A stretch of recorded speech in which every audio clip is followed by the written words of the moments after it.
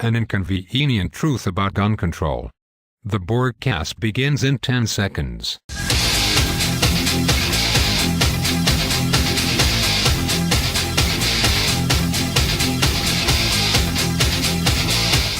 WDBC Internet Television is on. I am an avatar for Michael P. Borgia. The broadcast, originating from deep behind enemy lines, is brought to you by dailyborg.com. Conservative politics for the thoughtful. Resistance is futile. You will be assimilated.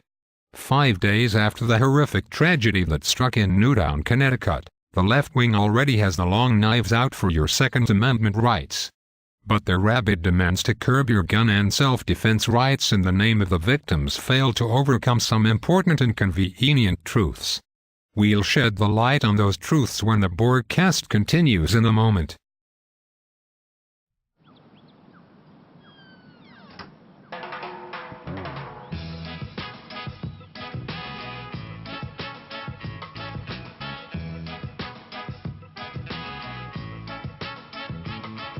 Hands can do incredible things. Now they can even help save a life with hands-only CPR. If you see an adult suddenly collapse, just call 911, then push hard and fast in the center of the chest until help arrives. Learn more at handsonlycpr.org. Engine. Check. Thrusters. Check. Fuel. Check. Computers. Check. Social Security. No check, go direct. That's right, Patty. A few weeks ago, I went online to godirect.org to sign up for direct deposit. It's easy to do, and I got my cash at warp speed. Wow, it's fast and easy. I'll sign up right now to make sure I'm prepared for our next mission. A nation is reeling from tragedy. 20 children are dead. But instead of providing leadership in the nation's hour of need, Barack Obama chose to make a political speech when he went to Newtown on Sunday for a memorial, demanding what he called urgent action. Obama's cheerleaders on the far left have mounted a renewed cry for gun control.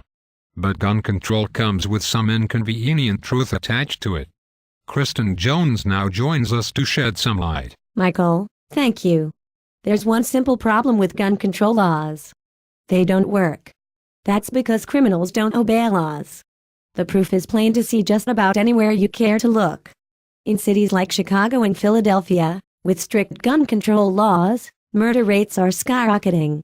No nation in the world has more strict gun laws than Mexico. Yet blood from gunshot wounds runs thick in the streets of many cities. Switzerland, meanwhile, is literally an armed camp. Everyone is in the military in Switzerland. Everyone keeps their military weapons in their home. Anyone who commits a crime in Switzerland does so knowing that they are probably attacking a home with a weapon in it.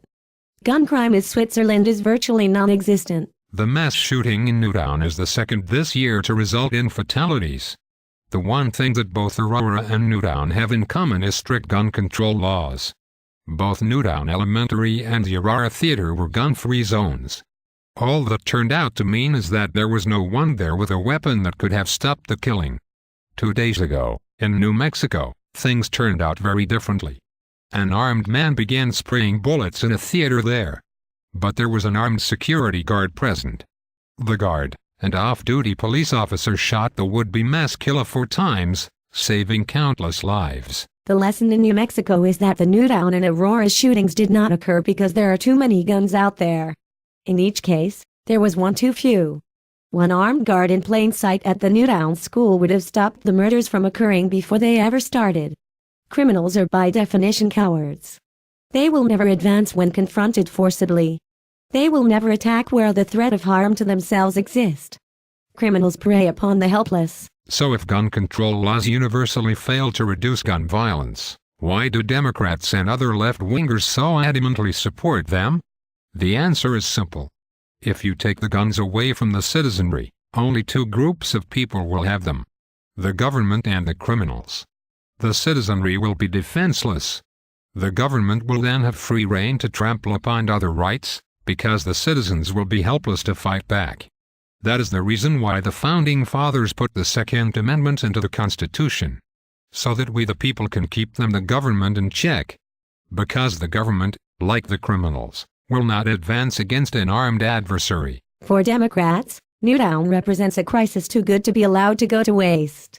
Senator Dianne Feinstein wasted little time after the shootings, before any of the dead had been buried, introducing legislation that would restore the Clinton-era ban on assault weapons. That legislation, of course, was one of the Clinton administration's grandest failings. The Columbine murders, you will remember, were carried out with the assault weapons ban in effect, with an outlawed weapon. The ban expired in 2002 and was not renewed by President Bush in Congress that year. When crime declines in major cities, it is never because of gun bans. It happens when there are more guns on the streets, in the hands of properly trained police, guards or citizens. And those guns need to be in plain sight. To repeat, if Adam Lanza walked up to that school last Friday and saw an armed guard at the door, he likely would have turned around and gone home. An assault weapons ban would not have stopped this from happening. In the end, people kill, not guns. Guns are technology, an instrument. It's people who use them. Oddly enough, Democrats have very little interest in banning other instruments of violence. The most commonly used weapon in aggravated assaults in this nation is not a gun. It's a baseball bat. But there is no political movement out there for baseball bat control. When drunk drivers kill, no one demands that cars be banned. Or cell phones. In the end, people kill people. A gun is one instrument that is used to do so. But it's the only one that the left wing wants to control. That's because baseball bats don't constitute a check to the power of the governing class. But an armed citizenry does. Thanks, Kristen. What is it about guns that lately is bringing out the worst in sportscasters? We'll have that when the broadcast continues in a moment. My uncle called, speech all slurred, complaining his arms numb. He called everyone. He even called my daughter Tiara because she's got a year of nursing. Everyone thinks he needs to go to the doctor, including me. So he said, well, will you take me? I'm like, I'm on the road. He goes, I'll wait. Stroke's no joke. If you or someone you love have symptoms of stroke, don't wait. It may be too late. Dial 911. What if I didn't come from a famous family? What if I didn't have all their support? What if I didn't have all these opportunities? Believe me, it wouldn't be pretty. Pause before you play. It seems lately that many sportscasters have developed a fondness for uninformed political commentary. And it seems to become a far more acute problem where guns are involved. Of course, there's Keith Olbermann, who was cast out of ESPN into the political dark side several years ago. Turned out he's a far worse political commentator than he is a sportscaster. And he was a bad sportscaster. But Bob Costas has been one of sports' preeminent voices for decades. His run on NBC's Sunday Night Football 2 years ago was a huge surprise. And it was one that put Costas so on the defensive that he's still fighting off critics 2 weeks later. Give him credit though. He actually went on the O'Reilly Factor to try and set the record straight. That's always been one of the toughest forums in the industry to try and make a point, never mind a defensive one. Costas made it and made it well.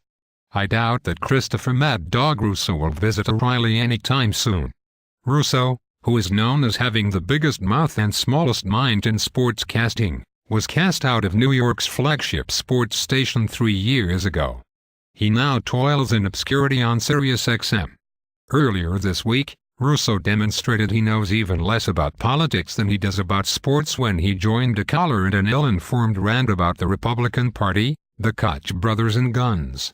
Sports commentators need to remember we listen to them to hear their opinions about sports, not politics.